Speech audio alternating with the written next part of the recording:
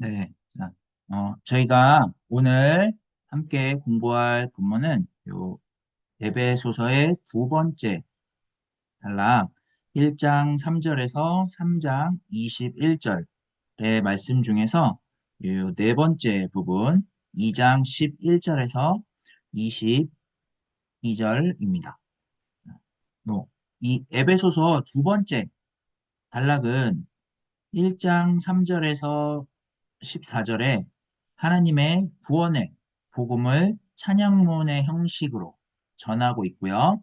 이 두 번째 1장 15절에서 23절에 이 구원의 복음을 핵심을 더 부각을 시켜서 바울이 기도문의 형식으로 이제 조금 더 구체화를 하죠.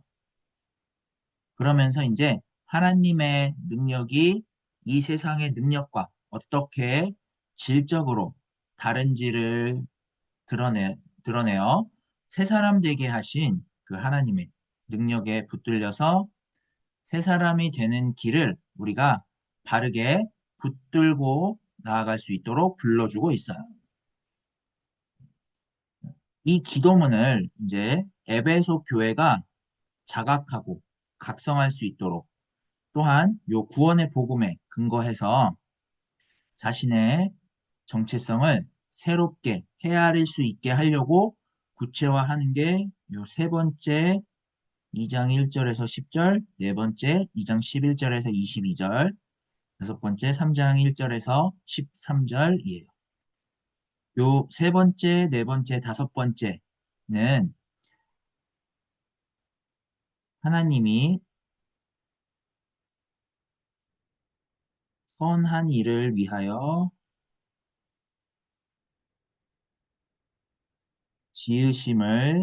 지으신 세 사람에 대해서 언급을 하고 있는 내용들이에요. 그러니까 이 선한 일을 위해서 지음받은 이 세 사람으로서의 어떤 표지를 드러내고 있다라고 할 수가 있어요. 이걸 좀 다시 깔끔하게 써볼게요. 표지를 드러내고 있다고 할 수가 있어요. 자, 이 하나님의 하나님의 이 선은 우리의 이 관심사에 묻혀 있고 옛사람의 모습으로 살아가는 우리의 삶에 하나님의 선이 가려져 있는데 새 사람으로서 우리가 이 하나님의 선한 일을 알아보고 붙들고 씨름하는 데서 어떻게 새 사람이 되는지를 분명한 방식으로 분별할 수 있을까에 대한 이 표지로서 오늘 본문 2장 1절에서 22절에 전해주고 있다 하겠습니다. 오늘 본문은 지난주에 공부했던 2장 1절에서 10절에 이어서 하나님으로부터 새로 지음받은 사람, 그러니까 하나님이 만드신 새로운 인간으로 살아간다라고 했을 때 그 새로운 인간의 표지가 뭐냐라는 거예요. 하나님이 만드신 새로운 인간은 옛 인간인 우리와 하나님이 함께 하심으로 우리의 죄를 사하시고 또 우리의 죄로 인한 그 죽음에서 벗어나 하나님의 생명을 덧입게 하신 그 새 사람으로 세상을 살아간다라는 거였죠. 즉, 지금의 세상이 하나님의 생명이 온전히 이루어지기 전 하나님이 죽은 자 가운데 살리신 예수에게 어, 이루어진 그 삶, 또 그것을 우리의 생명으로 받아들인 오늘 이 땅에서의 우리의 삶이 어떤 차원이 되어야 되는지를 밝히고 있는 그런 본문이다라고 할 수가 있어요. 그렇다면 이제 여기 선한 일을 위하여 지으심을 받은 자라고 했는데 이 선한 일이 뭘까요?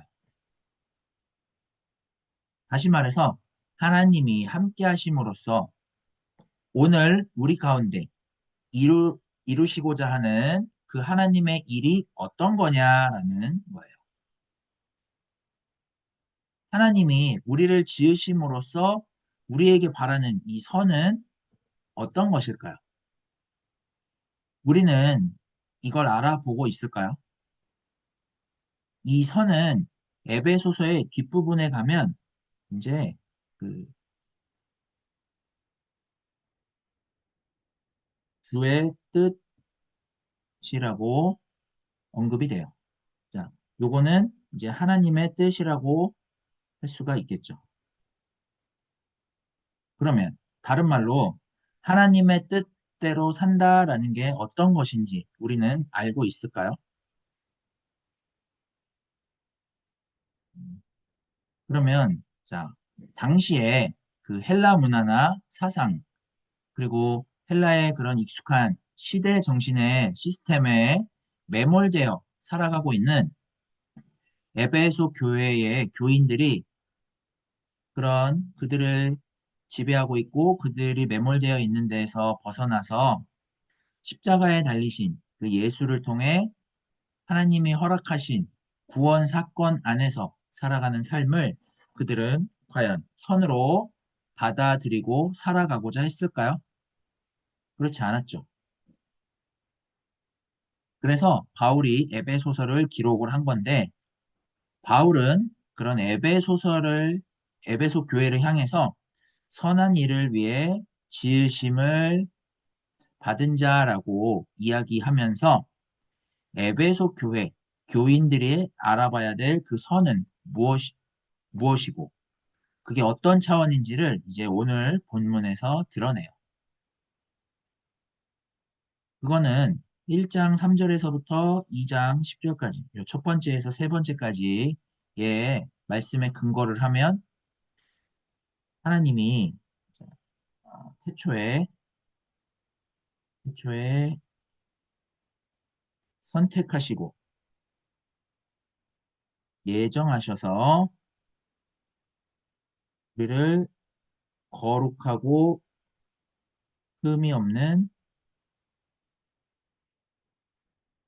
하나님의 아들들이 되게 하심. 그 일이 바로 선한 일이에요. 이 선한 일을 에베소 교회가 알아볼 수 있도록 어떤 한 가지의 표지를 갖고 이제 정확하게 전해주고 있는 본문이 오늘 말씀이다라고 할 수가 있겠습니다. 성경이 이렇게 어, 하나님의 요 뜻이 뭔지를 정확한 표지를 우리에게 전해주고 있다면 우리는 그것을 바라는 마음으로 이 하나님의 뜻이 무엇인지를 헤아리고 거기에 이제 머물러야죠.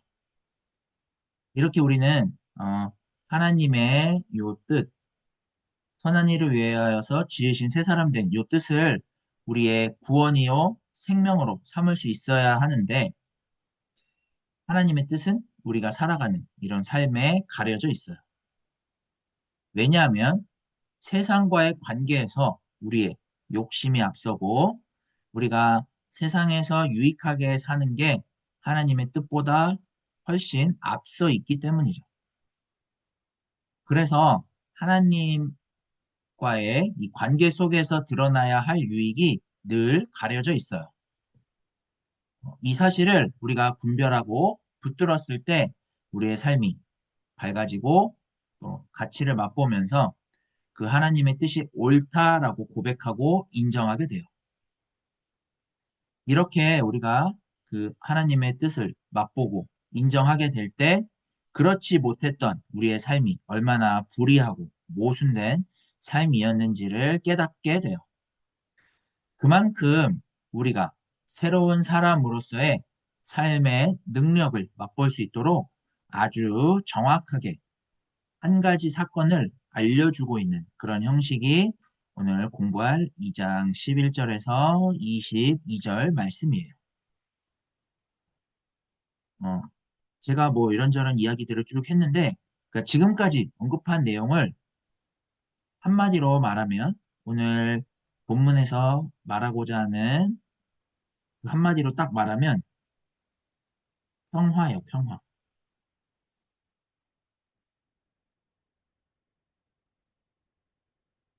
요 평화는 화평,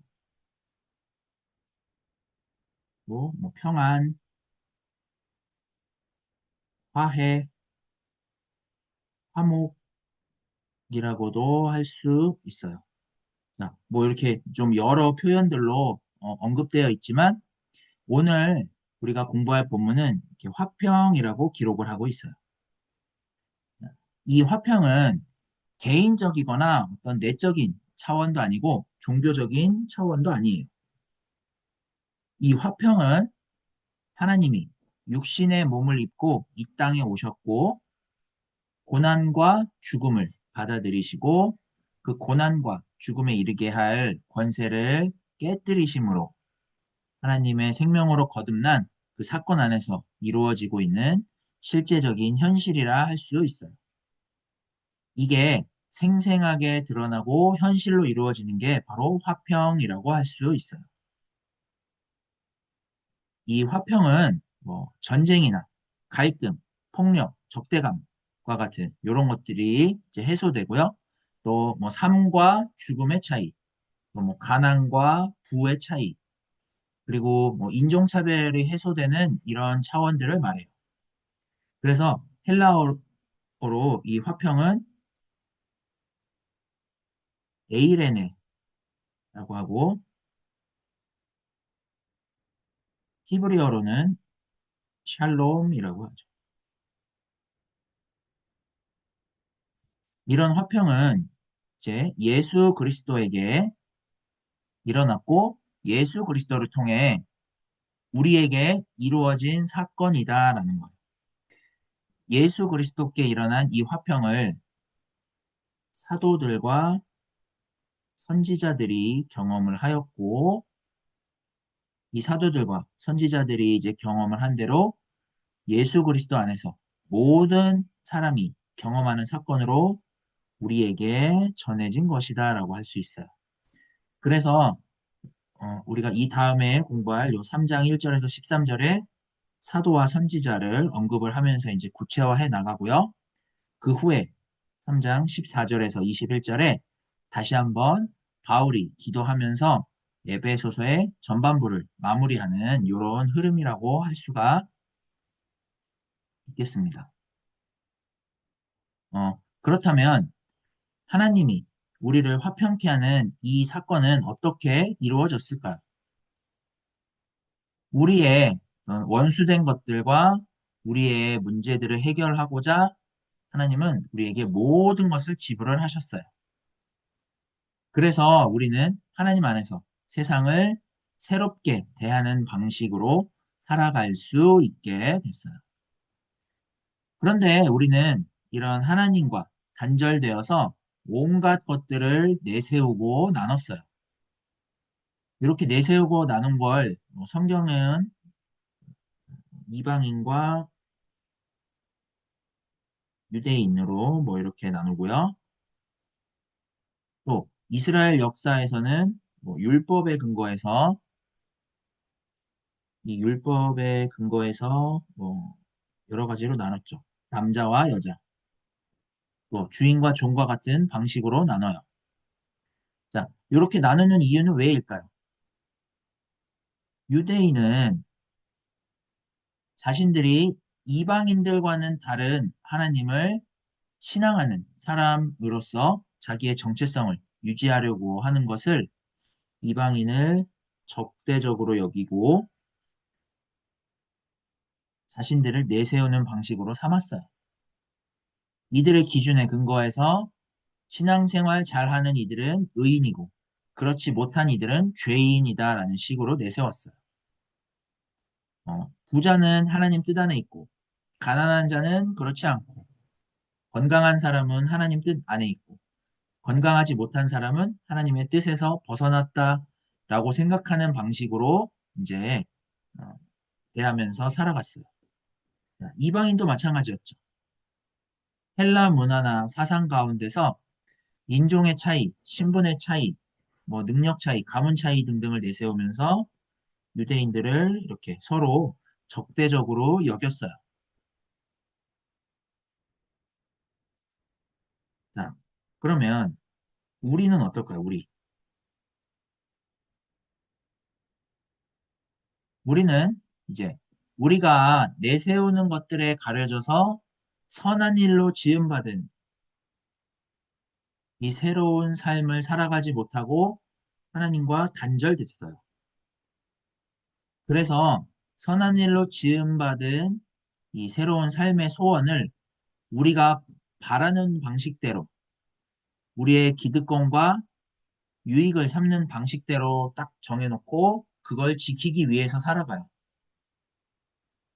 어떤 삶에 대한 가치를 이제 내세우고 그거를 지키는 게 선이다라고 여기고 그게 종교적 가치이고 그게 기독교가 지켜야 하는 가치라고 여겼어요.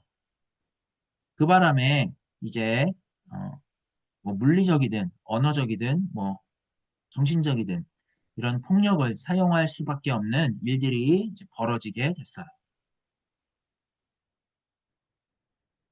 그러나 이 우리 하나님은 오늘날 우리가 옳다고 여기는 것 때문에 발생하는 어떤 적대감이나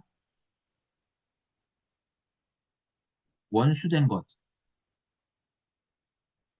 이런 것들을 다 허무시고 우리가 구해야 될 참된 것이 무엇인지를 드러내고 그걸 추구하도록 불러주셨어요.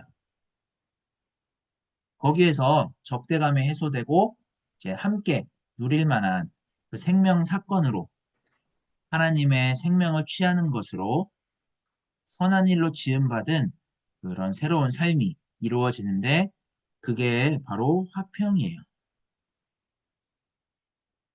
그런데 우리는 이 화평을 종교적으로만 또 아무런 문제가 없거나 문제가 있어도 잘 해결되는 평안 정도로만 여겨서 예수 그리스도에게서 이루어진 그 하나님의 화평을 맛보지 못하고 있는 현실이다라고 할 수 있겠습니다. 이런 현실 속에서 있는 우리들에게 이제 예수 그리스도 안에서 하나님이 우리를 새로 지음받은 대로 우리와 함께 하심으로써 어, 그 선을 알아보고 받아들이고 살아가도록 불러주시는 구체적인 본문인 2장 11절에서 22절의 말씀을 이제 우리가 자세히 한번 살펴보도록 할게요. 이 본문은 세 부분으로 나눠져요. 자, 첫 번째는 2장 11절에서 13절인데 여기에는 음, 그리스도 밖에 있던 이방인들에게 하나님의 구원을 약속하신 이 사건들이 드러나요. 자, 두 번째는 2장 14절에서 18절이고요. 여기에는 이제 예수 그리스도에게서 일어났고 예수 그리스도가 행하신 그 그리스도의 화평의 그 사역이 언급이 돼요.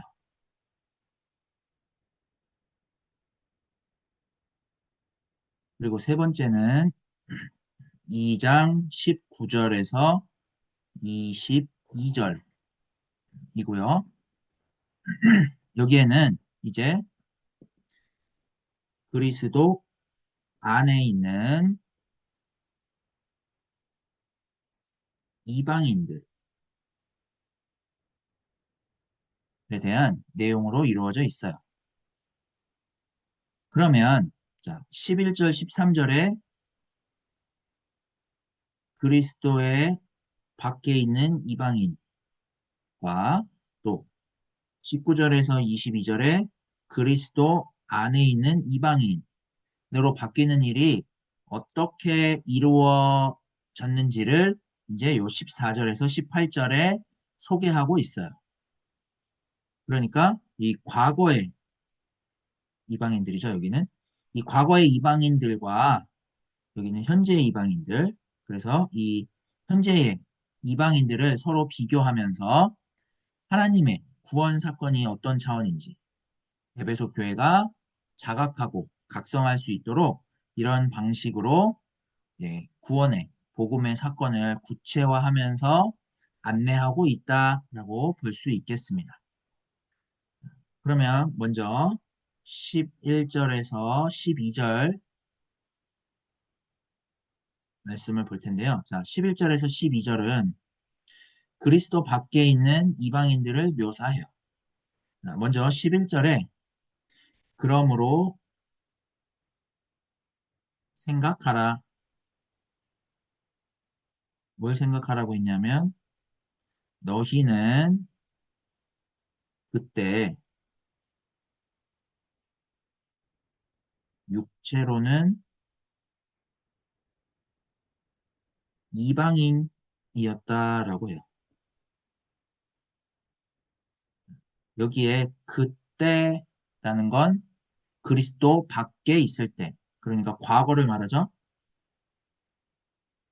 자, 그러니까 너희는 그때 육체로는 이방인이었다라는 이 말은 이제 유대인들의 입장에서 볼 때 하나님의 구원 약속으로부터 떨어져 있는 이들을 이방인이라고 했는데 이 이방인들과 유대인들의 차이는 하나님의 약속 안에 있느냐 없느냐를 가지고 불렸던 이름이 바로 이방인이다라는 거예요. 누구에 의해서 이렇게 불렸느냐 하면 11절에 이어서 손으로 육체의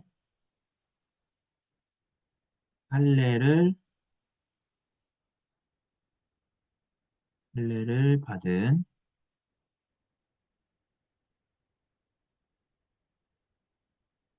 무리라 칭함을 받는 자들로부터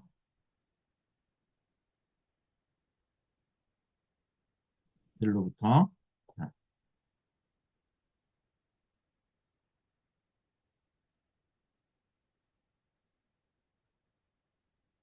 할례를 받지 않은 무리라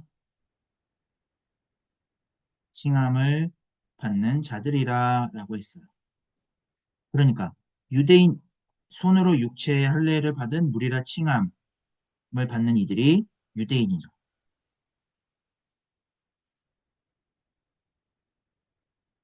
그러니까 유대인들로부터 할례 받지 못한 무리라 칭함을 받았다. 이방인으로 칭함을 받았다. 라는 말이죠. 자, 여기에 할례를 보시면 이 할례는 하나님의 약속이에요. 하나님의 약속이라는 건 그 하나님의 약속에 참여하는 그 하나님의 백성으로 인침을 받는 사건이에요. 이것 때문에 유대인들은 자신들이 할례를 받은 것으로 할례 받은 자신들이 하나님의 백성이고 하나님의 구원에 참여하고 있다라고 여기고 그렇지 않은 이들을 이방인이라고 취급을 했어요. 이 내용을 이제 12절에 다시 부연 설명을 해요. 12절에 보시면 바울이 에베소서를 쓸 당시 세계의 그 인간에 대한 이해는 이방인과 유대인으로 이렇게 나누어져 있었고 에베소 교회 교인들은 주로 이방인들로 구성이 되어 있었어요. 그러면 당시에 이 로마 제국 시대의 이방인들은 헬라 문화 사상의 영향으로 이방인들의 어떤 우월주의를 가지고 유대인들을 적대시하고 있는 이 분위기 속에서 신앙생활을 하고 있었어요. 이렇게 이방인들로 구성된 에베소 교회의 정체성을 분명히 하기 위해 바울은 지금 이와 같은 본문을 기록을 하고 있어요. 그러니까 에베소 교회 이방인들은 자신들이 우월주의를 내세우고 있지만 과거에 유대인들에 의해서 할례받지 못한 이들이라 칭함을 받았다라는 이 표현을 통해서 그들이 과거에 어땠는지, 어떠한 모습이었는지를 보여줘요. 그래서 지금 그들이 유대인들을 향해 각을 세우고 또 적대적으로 여기는 그들의 문제가 무엇인지를 밝히려고 해요. 즉, 인간이 갖고 있는 이 근본적인 문제가 어떤 건지를 바라보면서 그 문제를 극복하고 하나님으로부터 새롭게 지음받은 새 사람으로서의 가치가 어디에 있는지 알아볼 수 있도록 안내하는 역할을 해요. 그래서 이제 12절에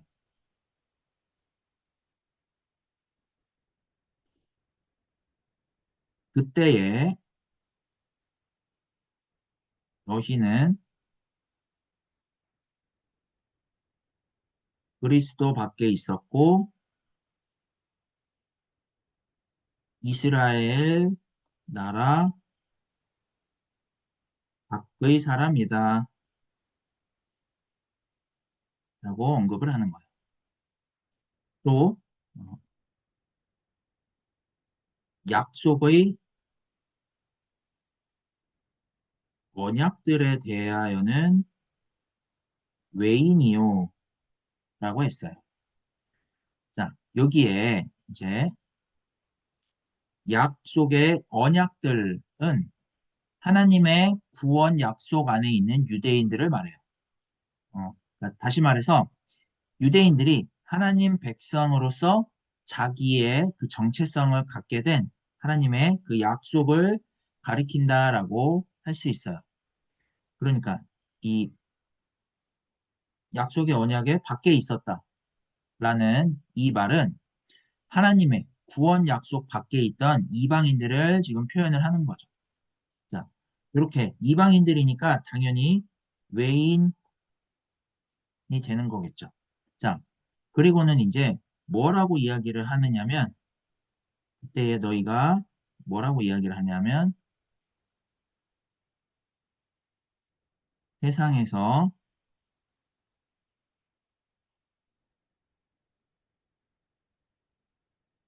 세상에서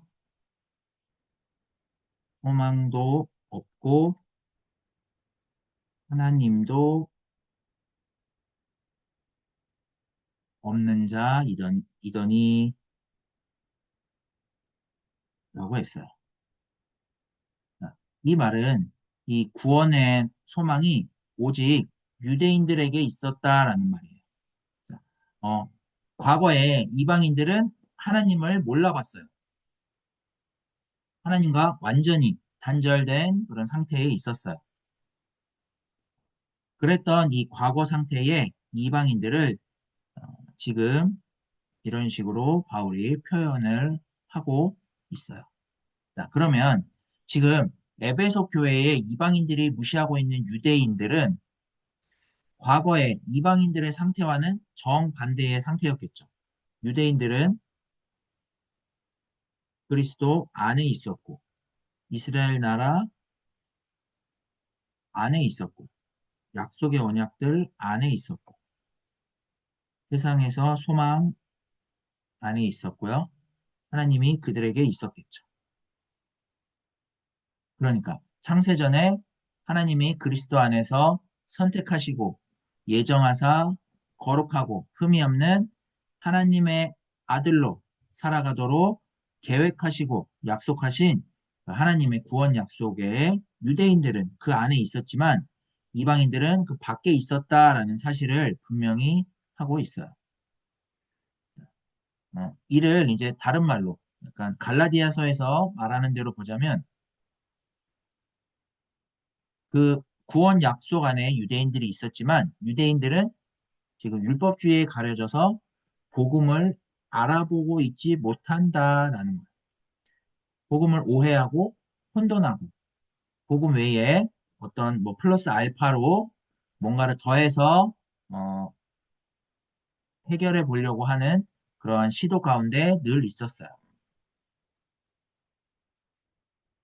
이런 상황에서 이방인들은 그리스도 밖에 있었고요. 이스라엘 나라 밖에 있었고요. 약속의 언약들 앞에서는 외인이었고요. 소망이 없었고 하나님도 없는 자로 살아갔더라. 이를 2장 1절에서 10절에는 뭐라고 이야기를 했었냐면 세상 풍조를 따랐다라고 했었죠. 그 시대의 어떤 시대 정신을 따랐고 또 공중권세 잡은 자를 따랐어요. 뭐 불순종의 아들들 가운데 역사하는 영 그런 힘을 따랐어요. 즉, 뭐 어떤 권력이나 경제적 이익이나 육신의 자랑을 따랐다는 거죠.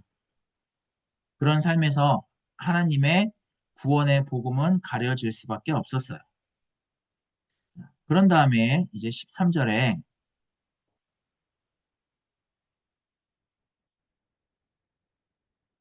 이제는 전에 멀리 있던 너희가라고 했어요.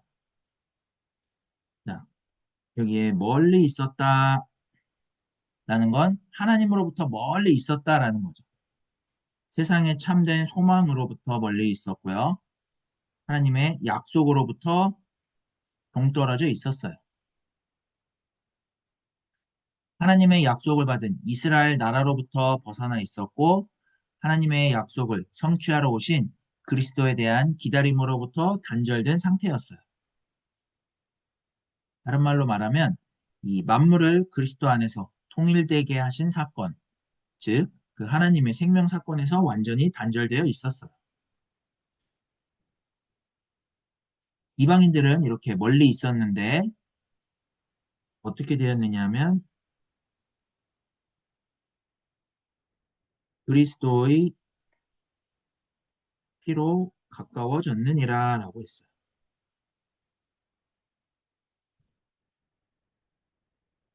가까워졌느니라 라고 했어요. 자, 뭘로요?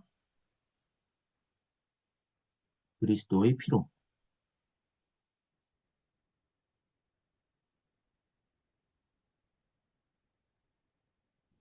즉, 이 하나님에 의해서 이루어지는 하나님의 생명, 만물이 하나 되게 하는 그 사건에 가까워졌다는 거예요. 십자가를 지신 예수 그리스도를 통해서 하나님의 영에 의해 어, 죽은 자의 부활이 일어났고 그 부활을 이제 알아봤고 거기에 일치함으로써 하나님의 영에 의해서 죽은 자의 부활에 이르게 되는 구원 사건이 지금 이방인들에게 일어났다라는 거예요. 그래서 여기에 가까워졌다라는 이 말은 에베소 교회 교인들이 살아가는 그 시대, 그러니까 뭐 세상 풍조, 즉 뭐 헬라의 그 시대 정신에 떨어진 이들이 예수 그리스도 안에서 예수 그리스도의 이 피로 죽음이 극복되는 생명으로 하나 되는 걸 말해요. 죽음이 극복된 생명이 되게 하신 그 하나님과 가까워졌을 뿐 아니라 그 안에 거하게 되었다라는 말을 지금 하고 있는 거예요. 자, 여기에서 이제 11절, 12절에 그때, 그때와 그리고 13절에 이제를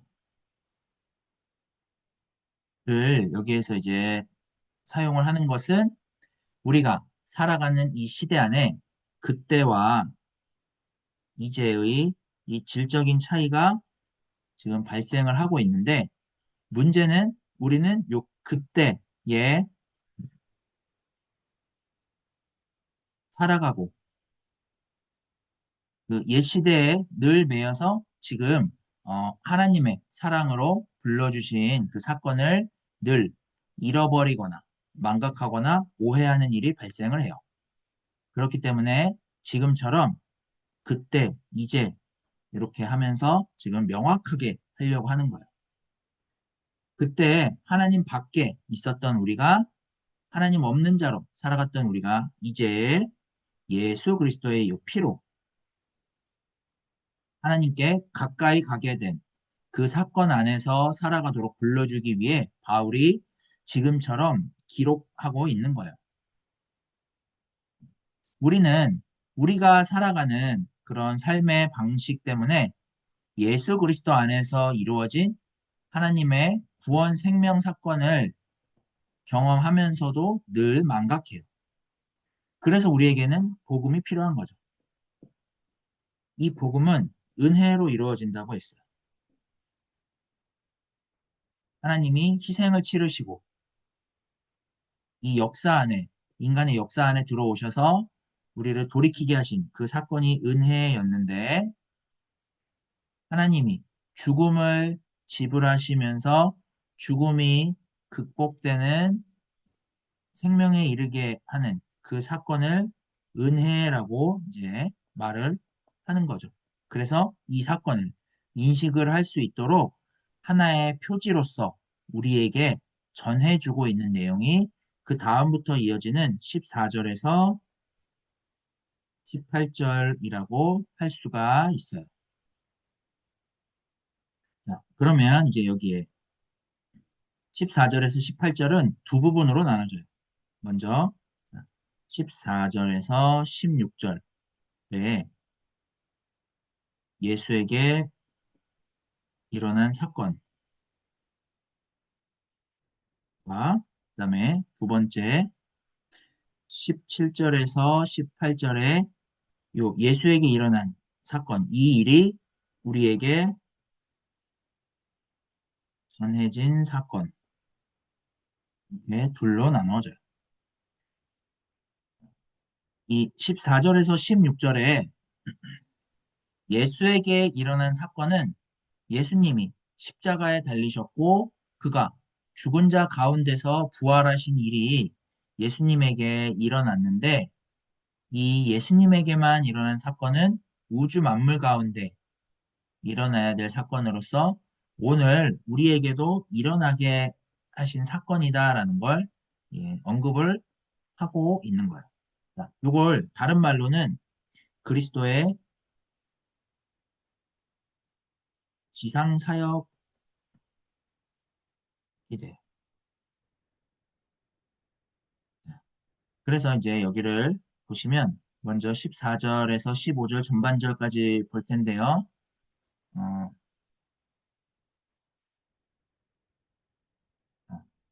멀리 있던 너희가 그리스도 예수 안에서 그리스도의 피로 가까워졌다.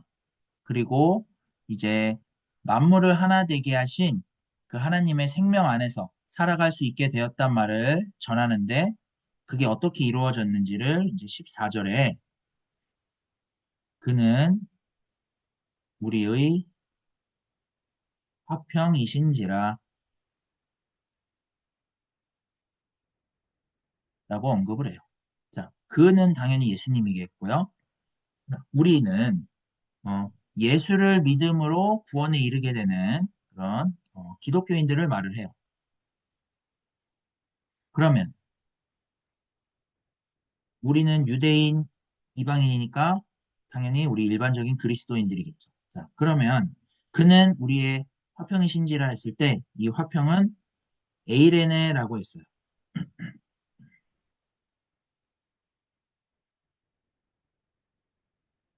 여기에서 말하는 이 화평은 유대인들처럼 뭔가 골방에서 중언부언하는 사건이나 또 외식하는 기도나 어떤 행위를 앞세우는 그런 경건으로 이루어질 수 없는 차원을 말해요. 이 화평은 실제 그 하나님과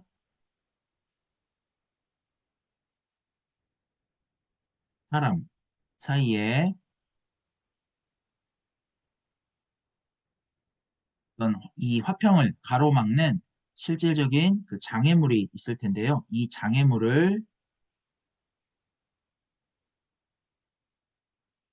무너뜨리고 이루어진 사건이에요. 자, 요 장애물이 뭘까요? 우리에게는 하나님과 사람 사이, 그리고 또 사람과 사람 사이에 장애물이 있었어요. 이 모든 장애물을 예수 그리스도의 사건으로 허무신 거예요. 자, 하나님과 사람 사이의 요 장애물은 뭘까요? 죄죠, 죄. 죄. 죄의 장애물로 말미암아 자, 죽음을 우리가 맞이하게 되었고, 이 죽음을 하나님이 해결을 하셨어요. 어떻게 이 장애물을 하나님이 허무셨을까요? 지금 에베소 교회가 지배를 받고 있는 로마 제국은 장애물이 있으면 힘으로 아니면 뭐 당근과 채찍으로 그런 생사 여탈권을 가지고 허물죠. 그러나 하나님은 신적인 그런 자신의 고유한 능력으로 자기의 희생을 통해서 허무셨어요. 이 고유한 능력은 세상을 보는 눈이 달라지게 할 만큼 놀라운 사건이었죠. 그래서 화평을 누리게 되는 거예요. 그러면 이 사람과 사람 사이에 그 장애물은 뭘까요? 에베소서가 기록될 당시에는 유대인과 이방인을 구별하는 장애물인 율법이 있었죠.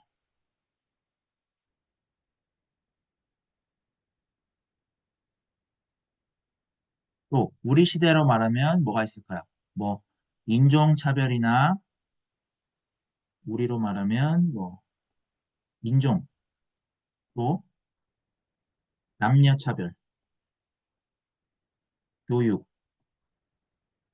평등, 교육이 아니고 교육, 전통, 네, 전통 그리고 뭐 어떤 가부장적인 제도들이나 이런 요소들처럼 우리가 내세우는 장애물들이 있었어요. 우리는 이러한 것들을 지키기 위해서 생명을 걸고 사람을 억압함으로써 화평을 누리고자 하는데 하나님이 예수 그리스도의 사건으로 이루신 이 화평은 오직 그 예수 안에 일어난 한 가지 사건을 위해서 모든 걸 희생해도 좋고 괜찮은 그런 사건으로 일어난 화평이에요.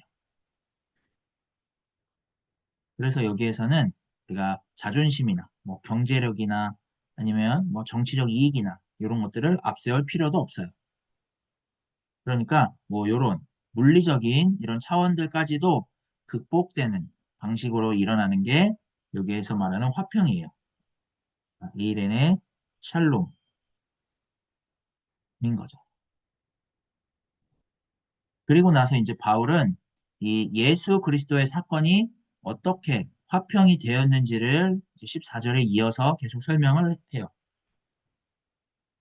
둘로 하나를 만드사 원수된 것, 곧 중간에 막힌 담을 어떻게 하셨냐? 자기 육체로 허시고 라고 되어 있어요. 자, 여기 둘이라는 건 유대인과 이방인을 말하겠죠? 유대인과 이방인.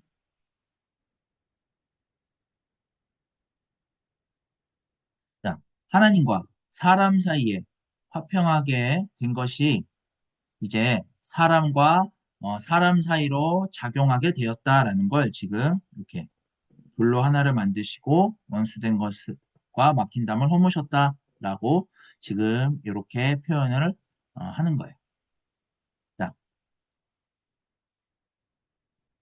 보세요. 인간을 이렇게 유대인, 이방인, 뭐 남녀처럼 이렇게 둘로 나눠서 서로 갈등하고 원수지게 만들었던 그 장애물이 있었죠. 그게 그 장애물이 원수된 거였어요. 자, 이 원수된 걸 하나로 만들려면 이 원수된 게 없어져야죠. 이 원수된 게 중간에 막힌 담이었어요.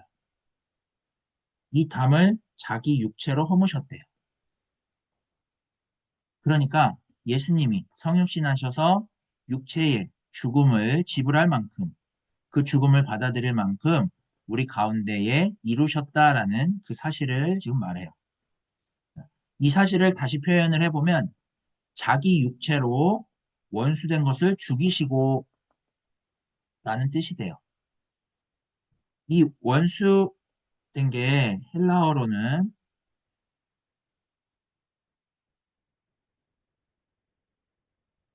적대감의 의미로 이제 사용이 되고 있어요. 자, 뭐 요거는 뭐 적개심이라고도 할 수가 있겠죠? 자, 그러니까 인간에게 있어서 크든 작든 이 우주 만물 안에서 이루어지는 이 적대감, 적개심을 예수 그리스도의 사건으로 제거하셨다라는 말이에요. 예수 그리스도 안에서 우리는 죽음도 제거됐고 죽음에 이르게 하는 온갖 이 갈등의 요소들이 해소가 된 거예요. 모든 원수된 것과 같은 이런 적대감을 상대화시킬 만큼 하나님과 우리의 관계 속에서 이루어진 그 구원의 복음의 사건을 알아보는 순간 인간과 인간 사이에서 발생하는 일들이 이 모든 일들이 허물어지고 화평이 된다라는 거예요.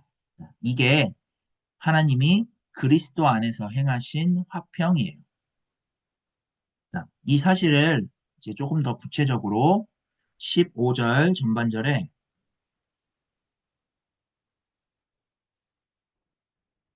이렇게 이야기를 해요. 15절 전반절에 음, 법조문으로 된 계명의 율법을 폐하셨으니 라고 언급을 해요. 유대인들은 이 율법을 지켜서 유대인으로서의 자신의 기득권을 지키는 게 구원에 이르는 길이었고요. 이방인은 헬라의 문화와 그 사상의 영향으로 이방인으로서의 자신의 기득권을 지키는 게 구원에 이르는 길인데 그걸 허무셨어요. 그들이 기득권을 지킴으로써 구원에 이르는 길이라 여겼던 걸 이 법조문으로 된 계명의 율법으로 이렇게 표현을 하는 거예요. 이들이 기득권을 지키고자 했던 거에는 보면 뭐뭐 해야 된다 아니면 뭐뭐 하지 말아야 된다 이런 것들만 가득해요. 그런데 이것으로는 결코 하나님이 행하신 그 구원의 복음을 알아볼 수 없고 해야 되고 하지 말아야 되는 일에 집중을 할수록 하나님과 단절될 수밖에 없죠. 이것으로는 불가능한 구원을 하나님께서 예수 그리스도 안에서 허물고 이루셨다라는 게 바로 패하셨다는 거예요. 자, 그 결과는 어떻게 될까요? 결과. 이 결과가 이제 15절 후반절에서 16절에 이루어져 있어요. 15절 후반절에 이는 이 둘로 자기 안에서 한 세 사람을 지어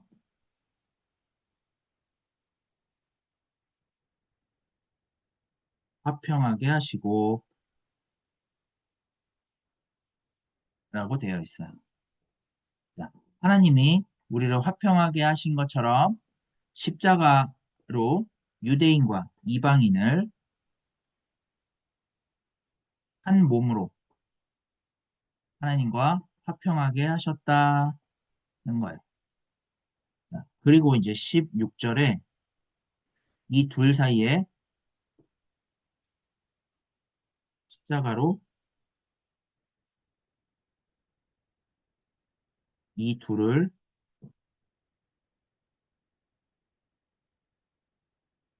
하나님과 화목하게 하시고 원수된 것을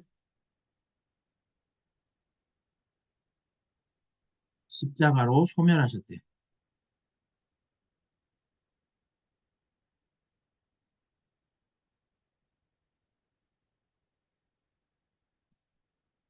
자, 이렇게 율법이나 계명으로 우리가 이렇게 하나님과 단절됐던 것, 그리고 우리 인간에게 발생했던 이 장애물들, 원수된 것들, 이것들을 자, 십자가로 이제 허무셨고요. 또 가장 해결하기 어려웠던 이 이방인과 유대인의 관계를 십자가로 해결하셨고, 이를 해결함에 있어서 유대인들이 내세우는 가장 가치 있다고 생각하는 율법까지도 폐하셨다라고 지금 바울이 이야기를 하고 있어요. 이렇게 한 세 사람을 지어서 하나님이 화평하게 하셨어요. 이렇게 하나님은 우리가 서로 화평한 방식으로 살아갈 수 있고 화평을 추구할 수 있고 그래서 하나님과 화목할 수 있도록 불러주셨다라는 거예요. 즉 예수 그리스도 안에 이루어진 화평은 이 하나님과 화평을 누릴 뿐만 아니라 사람들 사이에 이 화평도 누리게 하는 사건이고 이걸 추구하는 것이 새 사람으로서의 참된 가치다라는 점을 말을 하고 있어요. 그러면 이제 모든 문제 앞에서 누가 더 이익인지 아닌지, 누가 더 기득권을 갖는지 아닌지가 그게 선한 게 아니라 그리스도 안에서 화평케 하는 이 사건을 알아보고 이걸 실현하기 위해서 우리가 행동을 취하는 게 그것이 선한 일이다라고 할 수가 있겠습니다. 자, 이거를요, 우리 현대 교회에서 보면, 그리고 현대 그리스도인들로 보면, 다른 것보다 이 특히 동성애 문제에 굉장히 많이 매몰이 되어 있어요. 동성애 문제에 있어서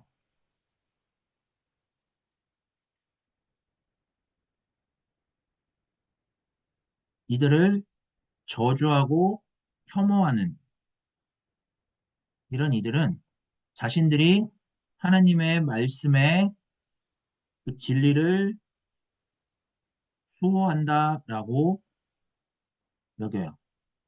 하지만 또 다른 이들은 이 동성애 문제를 갖고 있는 이들도 하나님의 그 구원의 대상이다라고 여겨요. 그런데 이 두 관점이 어, 그리스도 안에서 하나가 되지 못하고요. 둘 다 그리스도를 위한다 하면서 서로를 비난하고 적대적으로 대해요. 그리고서는 너는 찬성이냐 반대냐 여기에만 머물러 있어요. 왜 이런 일들이 벌어질까요? 이거는 우리의 어떤 못난 모습들 때문에 그래요. 우리가 정말로 붙들어야 할 것은 그리스도 안에서 하나님이 우리를 새 사람으로 지으셨다라는 이 사건을 가지고, 이 사실을 가지고 우리가 씨름을 해야 돼요. 그런데 우리는 이렇게 새 사람 된 사건 안에서 서로를 바르게 대하려고 하지만 잘 안 돼요. 왜냐하면 우리가 살아가는 그런 시대적인 정신과 문화, 요 양식에 익숙해져 있기 때문에 그래요. 그래서 우리는 어떤 하나의 가치를 딱 내세워서 이게 하나님 뜻이다, 이게 선한 일이다라고 절대적으로 내세워요. 이런 주장들이 그 시대에는 옳게 여겨질 수 있지만 실제로는 우리를 화평하게 하지 못하고 적대감을 불러일으키는 방식으로 진행이 돼요. 하지만 이런 방식의 삶조차도 하나님은 고유한 능력으로 그리스도 안에서 해결하셨다라는 사실 앞에서 우리는 하나님의 능력을 인정하는 방식으로 화평을 누리는 방식으로 대해야겠죠. 이렇게 하나님과 화목하게 된 사건은 어떤 율법을 내세우거나 아니면 시대 정신이나 세상 풍조를 쫓거나 아니면 뭐 생물학적인 가치를 주장하거나 우리의 어떤 불의한 모습에서 쫓는 이런 것들을 추구하는 게 아니라 그리스도 안에서 새 사람 되게 하신 이 사건 안에서 하나님과 화평에 이르게 되는 거예요. 하나님의 뜻은 여기에서 이제 발현이 되는 거예요. 하나님과의 관계 속에서 하나님이 예수를 죽은 자 가운데 살리심으로써 하나님의 생명을 덧입는 한 사람으로 불러주신 그 안에서 누려야 될 참된 화평, 즉 하나님이 만물을 하나 되게 하신 그 사건에서 발현되는 이 화평을 추구하는 데서 살아가도록, 그리고 이것이 우리에게 참된 가치가 되도록 하나님이 그렇게 행하셨다라는 게 우리가 오늘 살펴본 내용이에요.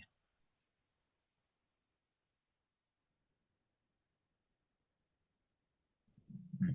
자, 그래서 이제 기독교인으로서 살아가는 이 정체성은 예수 안에서 하나님이 모든 대가를 치르면서까지 우리를 하나님과 하나가 되게 하신 사건이다라는 사실 안에서 우리는 사람과 사람과의 관계에서 벌어지는 그런 적대감이 해소되고 또 차이와 차별이 해소되도록 불러주셨고 살아가는 거예요. 그런 삶을 살아가도록 하셨는데 우리는 그렇지 않은 방식으로 살아가는 그러한 삶에 가려져 있기 때문에 지금 한 세 사람을 지어 화평하게 하시고라고 지금 언급을 하는 거예요. 그렇게 살지 못하기 때문에. 즉, 하나님이 한 세 사람을 지어서 화평케 하셨다라는 이 새로운 인류를 지으셨다라는 말이죠. 그게 성육신하신 예수 그리스도를 통해서 일어났어요. 그 안에서 우리는 하나님과 화평을 누리게 한다, 누리게 된다라는 거. 이렇게 한 세 사람을 지어서 화평하게 하시고 하나님과 화목하도록 불러주셨는데 그 다음에 이제 17절에서 18절에 우리 가운데 그런 삶을 살도록 하나님께서 구체적으로 이제 불러주셨다라는 걸 언급을 해요. 자, 이제 17절에 또 오셔서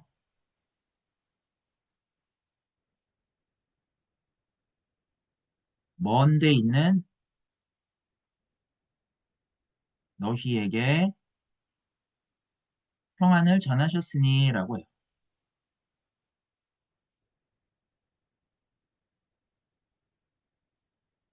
여기에 오셨다라는 건 부활하신 그 예수를 통해서 하나님의 구원을 우리에게 계시하신 사건을 언급을 해요.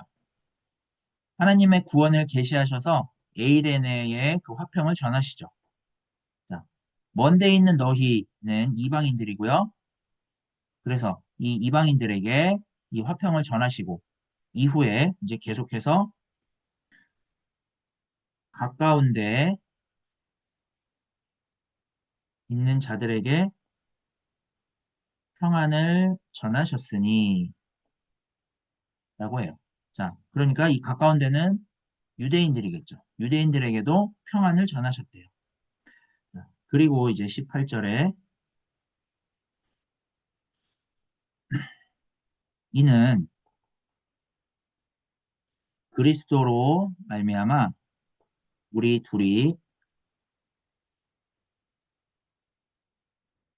한 성령 안에서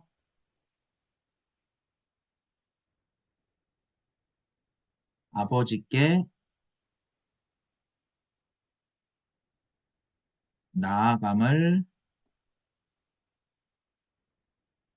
얻게 하려 하심이라 라고 했어요. 자, 한 성령 안에서 아버지께 나아간다 라는 건 왕을 우리가 알련한다 할 때 사용하는 표현이에요. 그러니까 다시 말하면 어떤 왕이나 황제 앞에서 초청받아서 나아갈 때 사용하는 이 단어인데요. 자, 우리의 신앙이 그렇게 나아감을 얻었다라는 걸 말하는 거예요. 한 성령 안에서 이 성령에 의해서 하나님께 가까이 나아가는 게 바로 화평이에요. 그러니까 18절은 오늘 우리와 화평케 하신 그 예수 그리스도의 사건을 전해주면서 우리가 그 화평케 된 사건을 받아들임으로써 이 성령에 의해서 하나님께 가까이 나아가게 되는 게 우리의 기독교 신앙이다. 이렇게 우리의 기독교 신앙은 하나님과 화평을 누리는 신앙이다라는 걸 말하고 있는 거예요. 자, 그 다음에 이제 19절에서 22절인데요. 자, 이 부분은요, 이제, 먼저 19절, 그 다음에 20절 전반절, 그 다음에 20절 후반절에서 22절로 이렇게 나눌 수 있어요. 자, 먼저 19절에, 그러므로 이제부터 너희는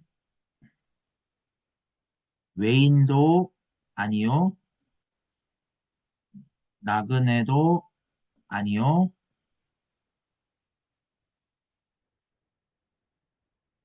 오직 성도들과 동일한 시민이요, 하나님의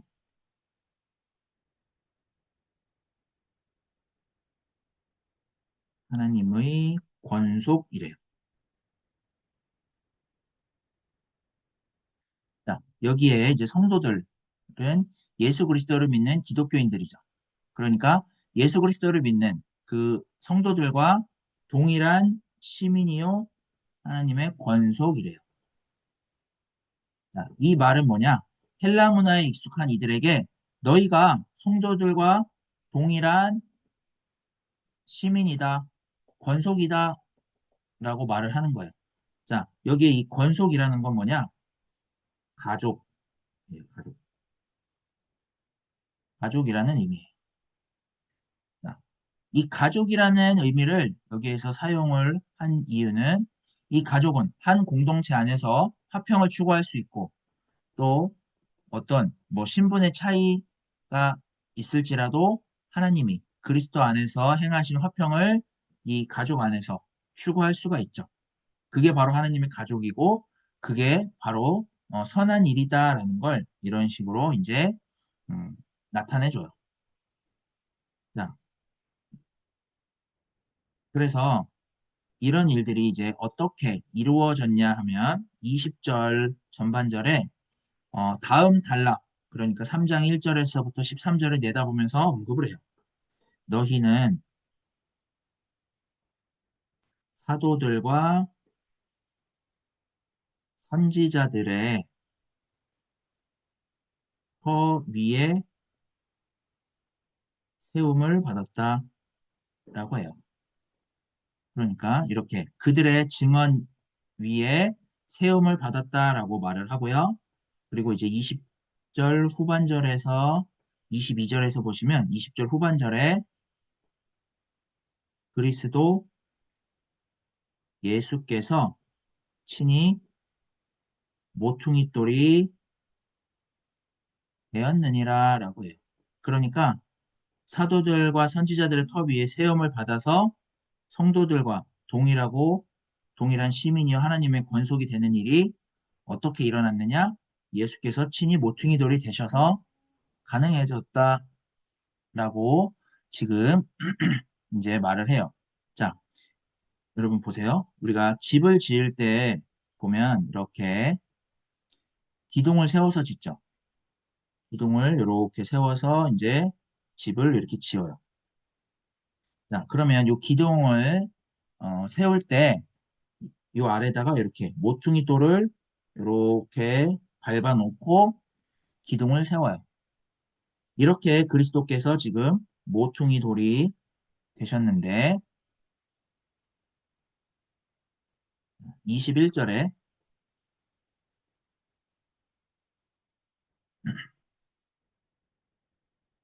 그의 안에서 건물마다 서로 연결하여 주 안에서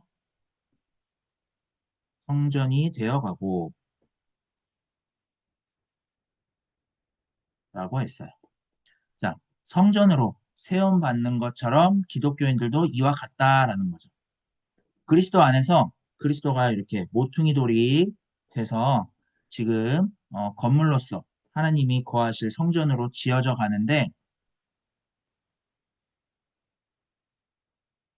너희들도 그렇게 지어져 가도록 지금 구원을 받았다라고 말을 하고 있는 거예요.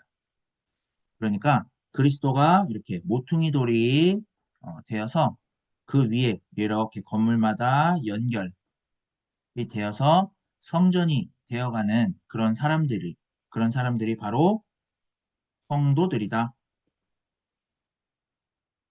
라는 걸 말해요.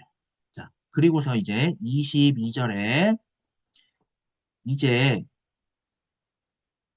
너희도 성령 안에서 하나님이 거하실 처소가 되기 위하여 예수 그리스도 안에서 함께 지어져 가느니라 라고 했어요.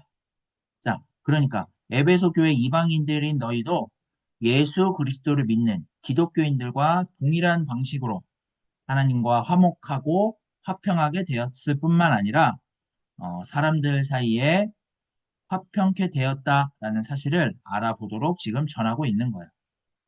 이렇게 화평을 추구하는 게 선한 일이고 하나님이 우리를 화평케 하시는 이 사건을 붙들고 씨름하는 게 바로 창세전에 하나님이 선택하시고 예정하셔서 거룩하고 흠이 없는 그 하나님의 아들들로 살아가게 하신 일이다.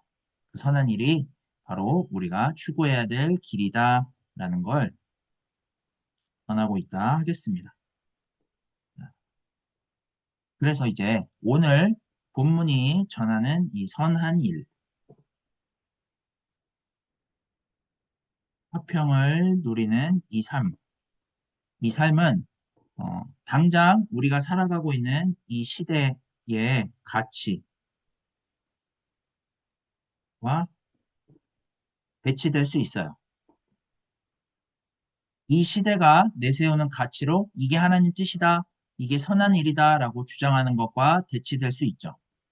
자, 유대 기독교인들이 그 시대의 삶으로 이게 구원받은 사람들의 삶이다라고 내세운 것 때문에 발생했던 어떤 우월주의가 있었어요. 그 때문에 그들은 오히려 적대감을 불러일으켰죠.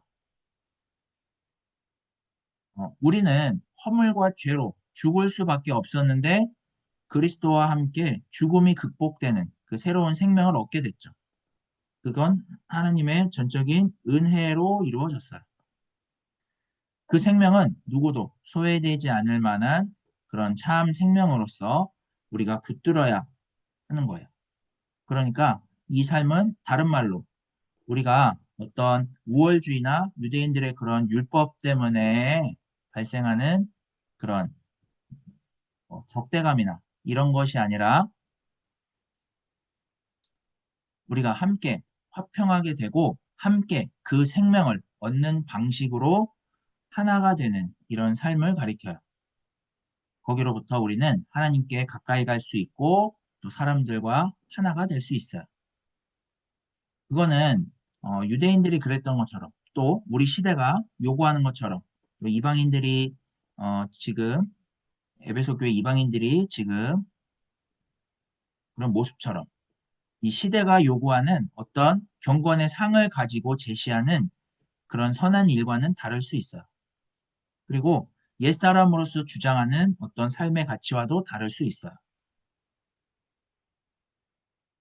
이렇게 우리의 어떤 못난 모습들 때문에 시대적인 이 가치들을 주장하면서 살 수밖에 없는 삶을 우리가 지금 살아간다고 할지라도 우리의 이런 불의한 모습에도 오는 시대에는 이것들을 극복할 수 있는 바람을 가지고 우리가 서로 화평케 되는 이 길을 모색하는 게 바로 우리가 살아가는 선한 길이다라고 할 수가 있겠습니다. 이러한 삶으로 어, 오늘의 본문이 우리를 초청하고 있다라고 할 수 있겠습니다.